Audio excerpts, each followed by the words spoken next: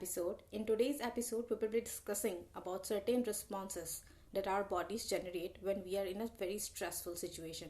You must have heard about the fight or flight response, but there is one more response called a fright response and people don't often talk about it. जिन लोगों को idea नहीं है या उन्होंने इसके बारे में सुना नहीं है, लकी पीपल, उनको मैं ये बता दूं कि फाइट एंड फ्लाइट रिस्पॉन्स उस सिचुएशन को कहते हैं जब आप किसी बहुत ही स्ट्रेसफुल कंडीशन में हो या आपको कोई बहुत परेशानी हो रही हो, कोई थ्रेटन फील कर रहा हो, और उस टाइम पे वो इंसान दो तरह से रिएक्ट करेगा.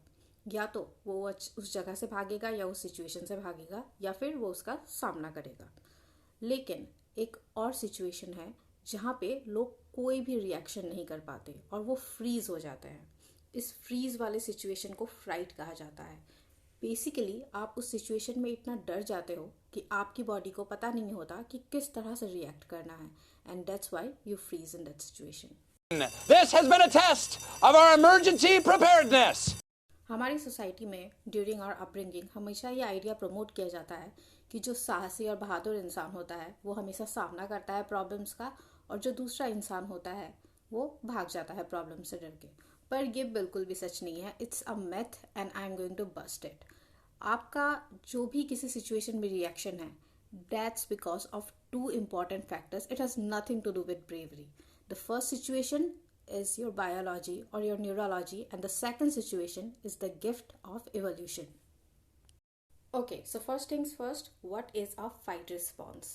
Evolution के दौरान शुरुआत में human beings used to fight each other either individual level पे या group level पे, और इसके कारण there used to be collateral damage. Many people used to die. So what evolution taught us? It taught us that you don't fight every situation and you do not confront every problem. Certain problems are bigger than us. They are danger to our own survival. And when it comes to your survival, your best response should be not to confront it, but to find a safe place or an escape route. अब हमारे जो fight response है उसका एक मैं बहुत ही simple सा example देती हूँ. आपके घर में अगर आग लग जाए तो आप क्या करोगे? Oh my God! Okay, it's happening. Everybody stay calm. What's the Everybody procedure, stay calm. everyone? What's the procedure? Stay calm. Wait. No, you shouldn't act like Michael Scott. Exactly. If it's a minor fire, आप उसको बुझा सकते हो. But if it's a major fire, you will definitely run. And your mind won't hesitate before deciding, before taking that decision कि आपको अब यहाँ से निकलना पड़ेगा. ये तो बहुत ही सिंपल सिचुएशन है. अगर कोई क्रिटिकल सिचुएशन हो जहाँ पे आपको फाइट और फ्लाइट के बीच में से एक करना हो या दोनों करना हो, तो आपका दिमाग बहुत कंफ्यूज हो जाएगा. और आपको ऐसा लग भी सकता है that you are reading the room and then you will take a conscious decision, but actually decision making यहाँ पे स्टार्ट हो चुका है. आपके जितने सारे भी सेंसेस हैं उनका काम होता है बाहर के एनवायरनमेंट से इंफॉर्मेशन रिसीव करना और आपको बताना कि आपको किसी एक सिचुएशन में कैसे एक्ट करना है. सो अगर आप किसी डायलेमा में हो तो आपके सेंसेस इंफॉर्मेशन रिसीव करके आपके ब्रेन के अंदर जो न्यूरॉन्स है उनको ये इंफॉर्मेशन देते हैं कि इस सिचुएशन में भागना है या इसका सामना किया जा सकता है. And based on all the information आप एक कंक्रीट डिसीजन मेकिंग करते हो, और उसके बाद आपके ब्रेन के इंस्ट्रक्शंस के accordingly you move your limbs, your body, और you see things and then you handle the situation.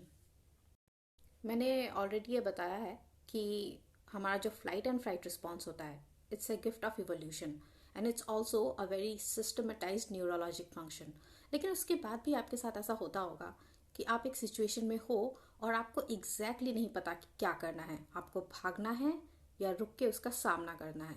आपका ब्रेन बिल्कुल ब्लैंक है और आप बहुत ज़्यादा डर गए हो. Now that is a very tricky situation to be इन.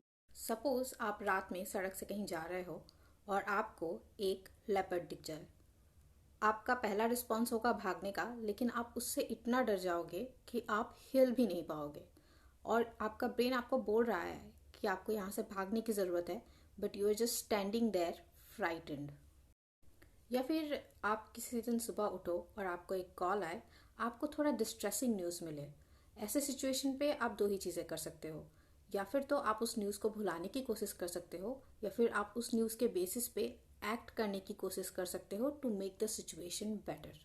पर अगर आप दोनों में से कोई नहीं कर सकते तो आप फ्लाइट सिचुएशन में हो। जो फ्लाइट एंड फाइट रिस्पॉन्स है वो हमारे डे टू डे लाइफ में इतना ज़्यादा यूज़ होता है कि उसके बारे में बहुत ज़्यादा डिस्कस करने की या सोचने की ज़रूरत नहीं पड़ती. It has been used so many times in our lifetimes that now we have a naturalized process of what to do and what not to do, to fight or to flight from the situation. पर flight situations ऐसे हैं जहाँ पे most of the people don't know what to do next.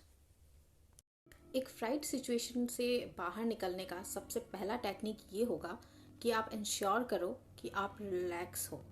और relax होने के लिए exhale and inhale or breathing exercises are the first steps that are suggested by many psychiatrists or professionals. This ensures blood flow throughout your body, and as much as you inhale and exhale at an increasing rate, your blood reaches every part of your body, especially your neurons, and they help you first of all relax, stay calm, and then try to think of different kinds of options. After you think about all the different options, you will be able to pick one of those options to execute. Now, that option might not be the right option right away at that time, but eventually you will find certain solutions, and then you can compartmentalize as to which solution you want to pick to deal with the situation. अगर अभी यहाँ office का Dwight shoot होता तो वो बोलता let evolution take care of this, but evolution can take care of everything, you too will have to. Basically मैं ये बताने की कोशिश कर रही हूँ कि आप जब किसी फ्राइट सिचुएशन पे हो तो आपको टाइम चाहिए होता है, बिकॉज आपके ब्रेन को राइट अवे नहीं पता कि क्या करना है. लेकिन for your brain to function you will have to calm down. So you can calm down with the help of breathing exercises और take a walk, listen to music, or just drink a glass of water. You can also try to talk to people for more ideas. Long ago, there was a psychological experiment where a psychologist said that if you leave a donkey to decide between two food items, he will die before he can decide what he wants to eat. It's a paradox. When we are in a fright situation, the same thing happens to us. We are unable to make a decision, and that might cause us great damage. They say practice makes people perfect. I don't know about perfection, but I'm sure it will make you better. Okay guys, so that's all in today's episode, and let me know in the comment section if you would like to know more about how to deal with fright situations. I'll be definitely putting a video together for you. Thank you so much, and I hope that this video helped you in some way.